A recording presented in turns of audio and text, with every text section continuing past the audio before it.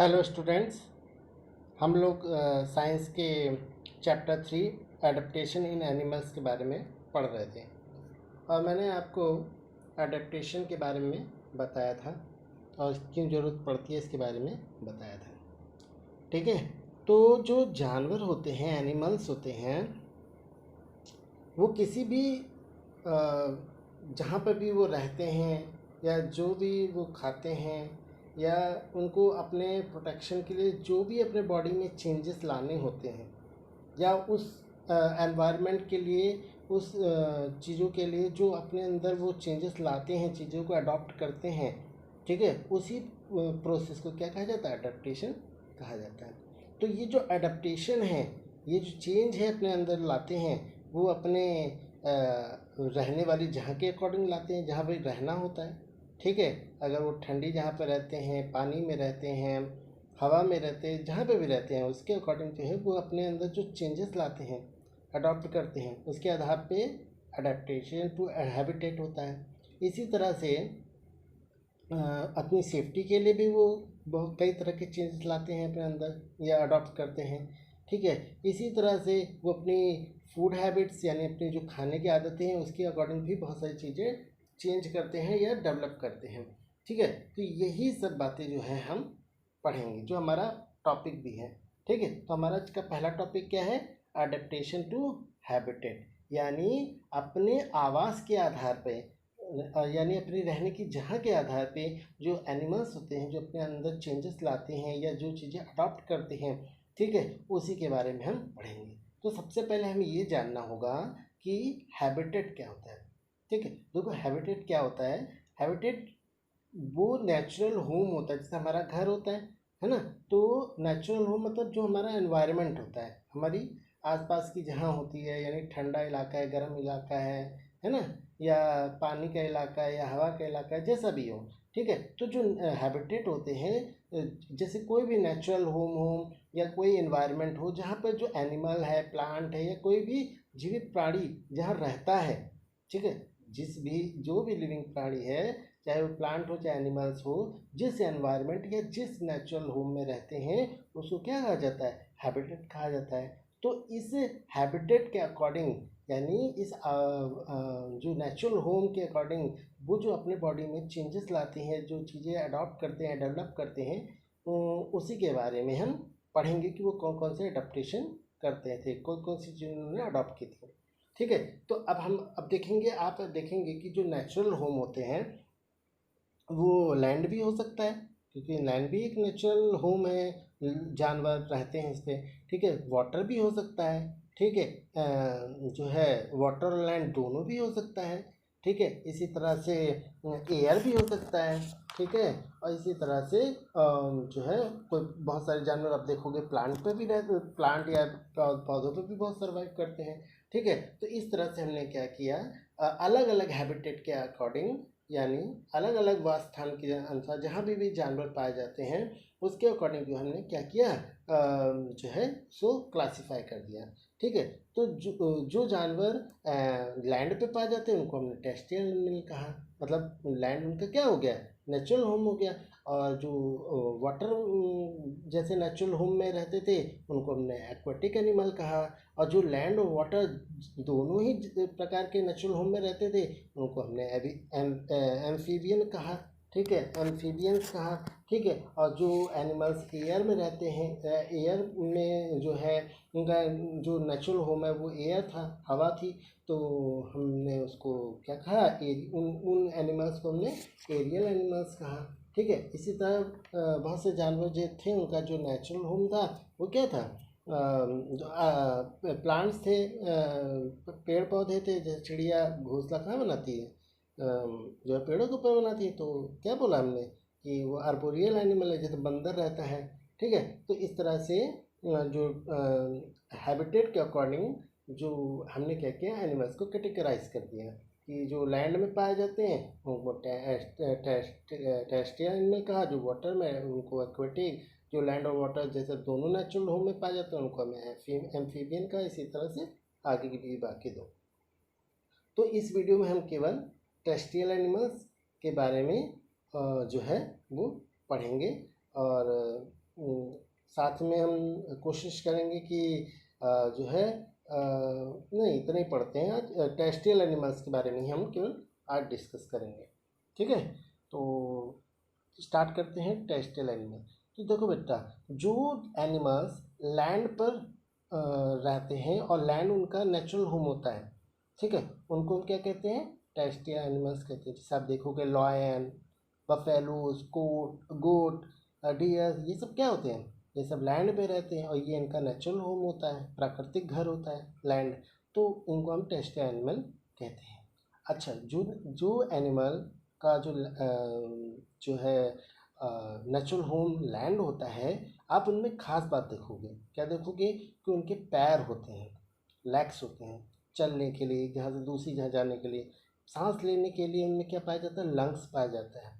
और साथ में उनका जो सेंस ऑर्गन होता है, जो नर्वस सिस्टम होता है, बहुत ही डेवलप होता है, विकसित होता है। और इन्हीं सब की मतलब मदद से, लेग्स की मदद से, नर्वस सिस्टम और सेंस ऑर्गन के डेवलप जैसे कैरेक्टरिस्टिक होने की मदद से ये क्या करते थे, ये अपने भोजन को आसानी से ढूंढ लेते थे। और जो है साथ में अपनी दुश्मनों से, जो एनिमल उनको हार्म पहुँचाते थे, तो उससे अपने आप को बचाते भी थे। ठीक है, तो जो एनिमल का जो नेचुरल होम होता है, लैंड होता है, उनको हम टेरेस्ट्रियल एनिमल कहते हैं। और जो टेरेस्ट्रियल एनिमल्स होते हैं वो लैंड पर सर्वाइव करने के लिए वो क्या करते हैं, अपने अंदर कई तरह की चीज़ों को विकसित करते हैं, अडॉप्ट करते हैं, जैसे legs, nervous system, sense organ, ठीक है, ये डेवलप करते हैं, जिससे उनको जो है बहुत चीज़ों में हेल्प मिलती है, जो उनको लैंड में प्रॉब्लम आ सकती है, जैसे खाना ढूंढने में आसानी हो जाती है, ये सब चीज़ों से, ठीक है, एनिमल से, एनिमीज से बचने में आसानी हो जाती है। ठीक है ना, तो इस तरह से जो है हम ये जान गए कि जो क्या क्या चीज़ें टेरेस्ट्रियल एनिमल्स डेवलप करते हैं। अब आप कहोगे कि सर क्या ये सब बातें थोड़ा एग्जाम्पल के द्वारा समझा दीजिए, तो बिल्कुल बिल्कुल समझाएंगे आपको एग्जाम्पल के द्वारा। ठीक है, तो जैसे आप ये देखोगे पॉइंट्स में आपको ये बातें बताई गई हैं, अलग अलग जो है एनिमल्स के रेफरेंस से। जैसे पहले जो पॉइंट है उसमें क्या बताया गया है, उसमें बताया गया है कि जो एनिमल्स होते हैं, जैसे कि आप किसको ले लीजिए, एलिफेंट ले लीजिए, बफेलोस ले लो, ये कहाँ आप देखोगे लैंड पर भी कई तरह के एनवायरनमेंट होते हैं, कहीं पे बहुत कोल्ड पड़ता है, कहीं पे बहुत हॉट होता है, कहीं पे वार्म क्षेत्र होते हैं, है ना। तो जो लैंड पर एनिमल्स जैसे एलिफेंट हो गया, बफेलो हो गया, जो वार्म रीजन पे पाए जाते हैं, गर्म क्षेत्रों पे पाए जाते हैं, तो वो गर्म एनवायरनमेंट को जो गर्म क्षेत्र है उसको अडॉप्ट कर पाएँ, वहाँ पे अपने आप को ज़िंदा रख पाएँ, इसके लिए वो अपने अंदर क्या चीज़ें अडॉप्ट करते हैं या क्या चीज़ें चेंज करते हैं। जैसे आप देखोगे जो है उनके शरीर पर छोटे छोटे बाल होते हैं, क्योंकि ज़्यादा बाल होंगे तो उनको गर्मी लगेगी, और अगर ज़्यादा गर्मी लगेगी तो नेचुरल बात है कोई भी जिंदा नहीं रह पाता। तो आप देखोगे कि जो वार्म रीजन पे जो एनिमल्स पाए जाते हैं, चाहे एलिफेंट और बफेलो, उनकी स्किन पे बहुत छोटे छोटे बाल होते हैं। ठीक है, और साथ में इनका जो सेंस ऑर्गन होता है ना, बहुत डेवलप होता है। ठीक है, और इसी सेंस ऑर्गन की मदद से क्या करते हैं, ये सक्षम हो जाते हैं अपने आसपास की चीज़ों के को समझने के लिए, जानने के लिए। ठीक है, कि which enables them to sense changes in their surrounding, कि इनके आसपास के क्षेत्रों में क्या हो रहा है, कोई जानवर आ रहा है, ये सब चीज़ें इनको पता चल जाती हैं। ठीक है, तो या उनको भोजन कहाँ है, ये सब का इनको आइडिया इस सेंस ऑर्गन की मदद से पता चल जाता है। अच्छा, अब आप देखोगे कि हमारे जो लैंड है उस पर कुछ जहाँ ऐसी भी है जहाँ बहुत ठंड पड़ती है, एक्सट्रीमली कोल्ड पड़ता है।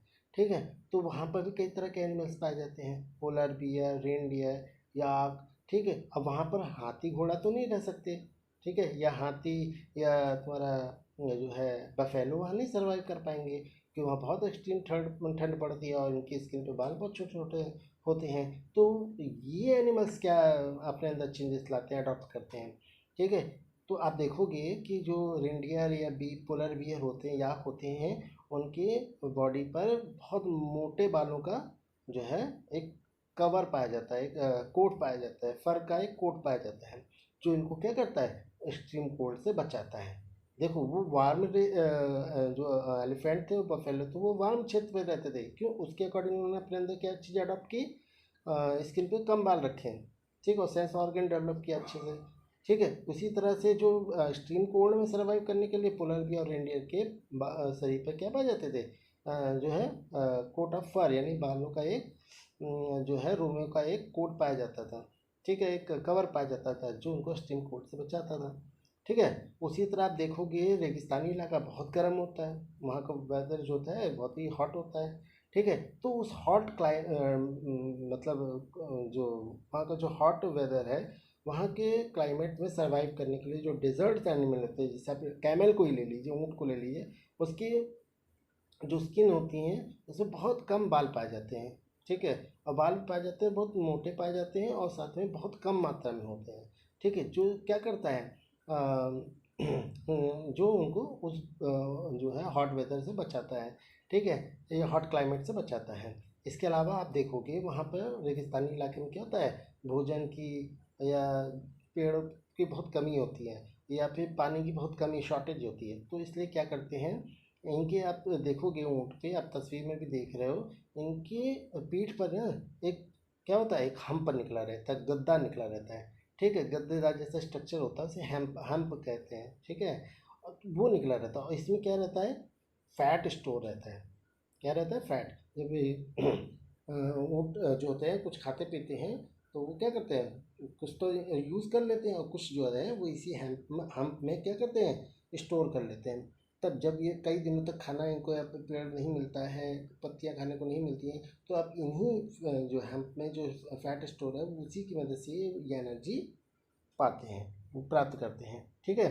जब भोजन की बहुत स्कैरसिटी हो जाती है, कमी हो जाती है, इससे इनको एनर्जी मिलती है जो फैट स्टोर होता है, ठीक है। इसके अलावा आप देखोगे कैमल में जो है वो रेगिस्तान में पानी बहुत कम पाया जाता है, तो कैमल जो है ना वो एक ही बार में इतना पानी पी लेता है कि वो कई दिनों तक बिना पानी और बिना खाने के रह पाता है, ठीक है। तो इतना स्टोरेज करने की कैपेसिटी होती है इनकी बॉडी में, ठीक है। और कई कई दिनों तक ये जो है बिना भूखे और बिना पानी के भी जीवित रहते हैं, ठीक है। इसके अलावा आप देखोगे जिराफ का एक एग्जांपल देख लो, ठीक है। जो जिराफ है आप देखोगे कि जिराफ की जो गर्दन होती है ना बहुत लंबी लंबी होती है, ठीक है।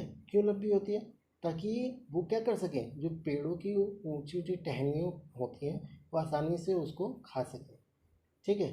तो उन्होंने क्या किया, अपने आप को अपनी गर्दन को इस तरह से डेवलप किया ताकि वो उनको भोजन की कमी ना हो, आसानी से वो पेड़ों की शाखाओं तक आसानी से पहुंच के पत्तियों को खा सकें।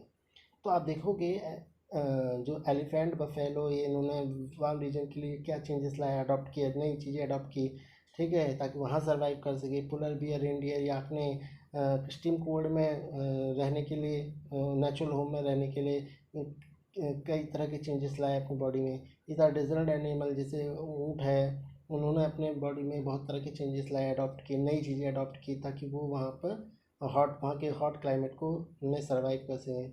इस जिराफ अगर गर्दन छोटी होती तो पत्ती हो तो पहुँच पाते, खाने को नहीं पहुँच पाते तो उनको भोजन ही नहीं मिलता, मर जाते ऐसे। तो उन्होंने विकसित किया लॉन्ग नेक, लंबी लंबी गर्दनें होती है ताकि वो आसानी से ट्री टॉप्स को खा सकें, ठीक है। तो इस तरह से हमारा जो टेरेस्ट्रियल एनिमल्स है अकॉर्डिंग टू हैबिटेट जो चीज़ें अडॉप्ट करते हैं उसके बारे में आज हमने पढ़ा, ठीक है। अब हम लोग नेक्स्ट वीडियो में एक्वेटिक एनिमल्स के बारे में और एम्फीबियन के बारे में पढ़ेंगे, ठीक है। मिलते हैं नेक्स्ट वीडियो में।